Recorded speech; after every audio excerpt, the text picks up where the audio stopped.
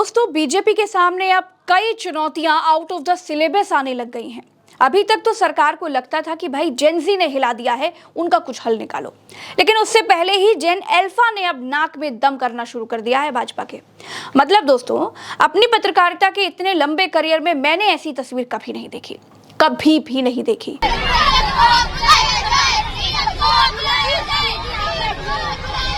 DM को बुलाओ, CM को बुलाओ, मतलब हौसला देखिए आप इन बच्चियों का, जज्बा देखिए आप इन बच्चियों का, बिना डरे आप इनका जोश देखिए, इनकी आंखों में जो जुनून दिख रहा है वो देखिए, इनकी हिम्मत है गलत से लड़ने की, ये ताकत है इनकी सच के लिए अड़ जाने की।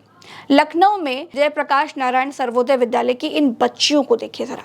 इन्होंने कहा कि हमारे स्कूल में टीचर नहीं है, बेसिक सुविधाएं ही नहीं है, हम पढ़ाई कैसे करें, कोई हमारी बात नहीं सुनता। और उसके बाद फिर ये बच्चियां सड़क पर उतर गई। बेटा क्या नाम आपका कौन से स्कूल से हैं आप? मैं एटीसी आई हूँ, महान रोड बालिका विद्यालय से। क्या कुछ मांगे हैं जिसको लेकर आज आप लोग दुबग्गा बाईपास पे बैठे हैं?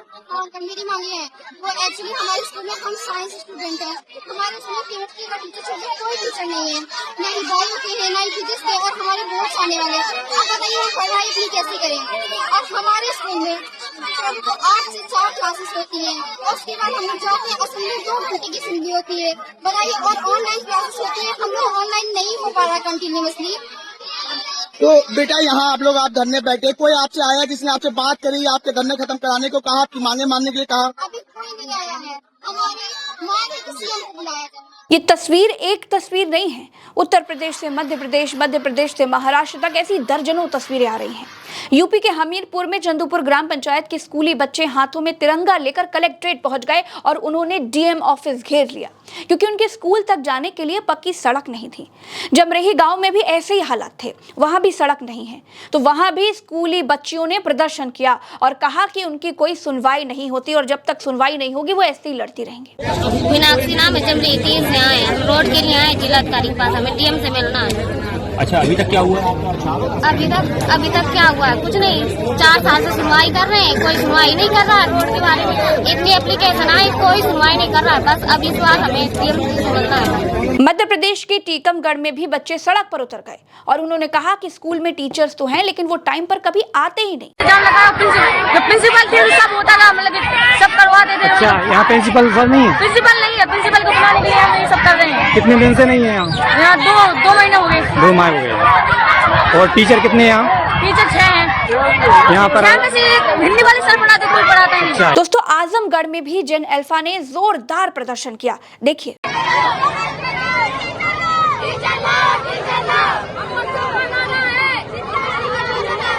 उन्नाव के मोहान में भी बच्चे सड़क पर उतर गए, उन्होंने भी आंदोलन किया, ऐसा प्रदर्शन किया कि डीएम और एसपी को खुद भागकर मौके पर पहुंचना पड़ा। यह जेन अल्फा की ताकत है दोस्तों। जिन गलियारों में आप पैदल नहीं चल सकते, वहां इन बच्चों ने लाल नीली बत्तियों को आने पर मजबूर कर दिया। एसी कमरे में बैठे अधिकारियों को वहां आना पड़ गया। आप देख सकते हैं जयप्रकाश नारायण विद्यालय में न्यूतनी हॉस्टल में धरना प्रदर्शन कर दिया था मोहान की सड़कों पे। देखिए यहाँ पे सब सीओ, एसडीएम और बड़े बड़े अफसर लोग आए हुए हैं। ये ताकत है जेन अल्फा की। उन्होंने उज्जैन में सरकार को झुकने पर मजबूर कर दिया। वहां की लड़कियों ने खूब दम दिखाया, पूरी हिम्मत के साथ सरकार से लड़ती रही। अंततः कलेक्ट्रेट को भी कहना पड़ गया कि आपका स्कूल शिफ्ट नहीं किया जाएगा।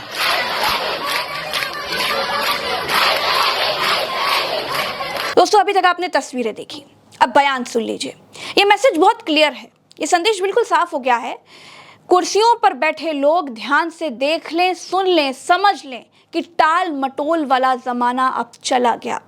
पब्लिक को कीड़े मकोड़े समझने वाली सोच अब चलेगी नहीं। वादे दावे बिल्कुल नहीं काम आने वाले। ये नई जनरेशन है, ये नए तरीके से सोचती है। आज का जेन जी, आज का जेन अल्फा ब्लॉक प्रमुख विधायक के साथ तस्वीरें नहीं खिंचवाता है, वो सवाल पूछता है कि सड़क क्यों नहीं है, बिजली क्यों नहीं है, बेसिक सुविधाएं क्यों नहीं है, स्कूल में टीचर नहीं है, स्कूल में अच्छा पानी क्यों नहीं है, हमें अच्छा पानी क्यों नहीं मिल पा रहा। जो समस्या है उसे दूर करिए, और अगर दूर नहीं कर सकते तो कुर्सी छोड़ दीजिए। एक प्रदर्शन हुआ था दोस्तों दिल्ली में जंतर मंतर पर।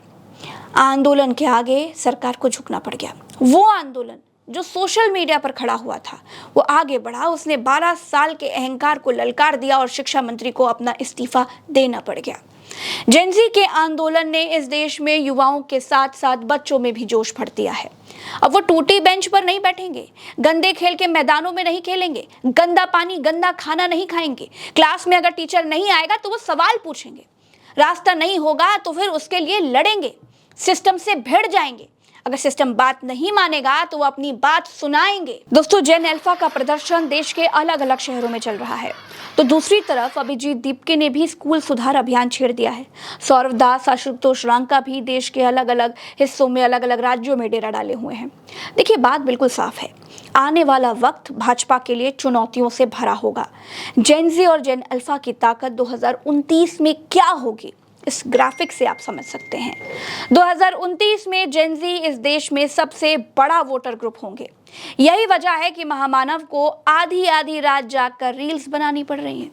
भाजपा के लिए मुसीबत जेन ज़ी भी है, जेन अल्फा भी है, और कुछ तो अपने साथी संगी भी अब आंखें दिखा रहे हैं। यूपी सरकार में शामिल संजय निषाद का कहना है कि भाजपा हमारी बात को समझ ले, कहीं ऐसा ना हो कि देर हो जाए। निषाद बिन मल्लाह को एससी में शामिल किया जाए। हाथी वालों ने, पंजे वालों ने मांग नहीं मानी तो आज वो सत्ता से बाहर हो गए हैं। अगर भाजपा भी नहीं मानेगी तो ऐसा ना हो कि कहीं वो भी सत्ता से बाहर हो जाए। दलील के साथ अपील करता है कि दलील के साथ एक अपील है, इससे हाथी से एक पंजा मैं नहीं सुना तो सत्ता से बाहर हो गई, भाजपा भी नहीं सुनेगी तो भाजपा भी सत्ता। दोस्तों, ऐसा नहीं है कि जंतर मंतर पर हुए जेन ज़ी के आंदोलन के बाद या फिर जेन अल्फाज के आंदोलन के बाद भाजपा के लिए मुसीबतें खत्म हो जाएंगी। कॉकरोचों के आंदोलन के बाद अब डीएनजेपी मैदान में है दिमागी नक्सल जनता पार्टी। 4 लाख के आसपास फॉलोवर्स हो चुके हैं। दूसरी तरफ राहुल गांधी हैं जो लगातार छात्रों की गूंज प्रोग्राम कर रहे हैं।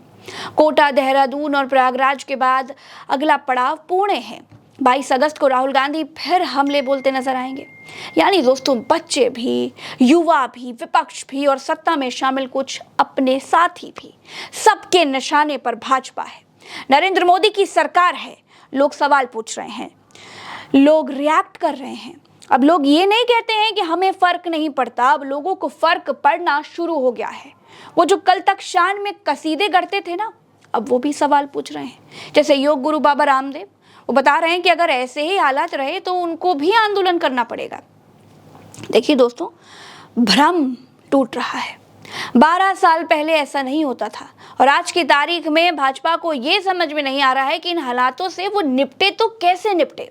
जेन ज़ी को संभाले या जेन अल्फा को संभाले या फिर अपने साथियों को संभाले या पार्टी में हो रही उठापटक को संभाले, विरोधियों का संभाले, क्या क्या संभाले, क्योंकि माहौल बदलने लगा है। दोस्तों, फिलहाल आज के इस वीडियो में मेरे साथ इतना ही। चलते हैं।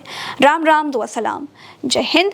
आप कैसे देखते हैं इस पूरे आंदोलन को, जेन ज़ीज़ के आंदोलन को, जेन अल्फाज के आंदोलन को? क्या सरकार पर ये वाकई भारी पड़ते हुए आपको दिखाई दे रहे हैं और आपको क्या लगता है कि सरकार इनकी बात समझेगी? अगर हाँ, तो आप हमारे चैनल पर प्रज्ञा के पन्ना पर कमेंट में बता सकते हैं। और हाँ, अगर आपने चैनल को सब्सक्राइब नहीं किया है तो बिल्कुल भूलिएगा मत, सब्सक्राइब करके जाइएगा।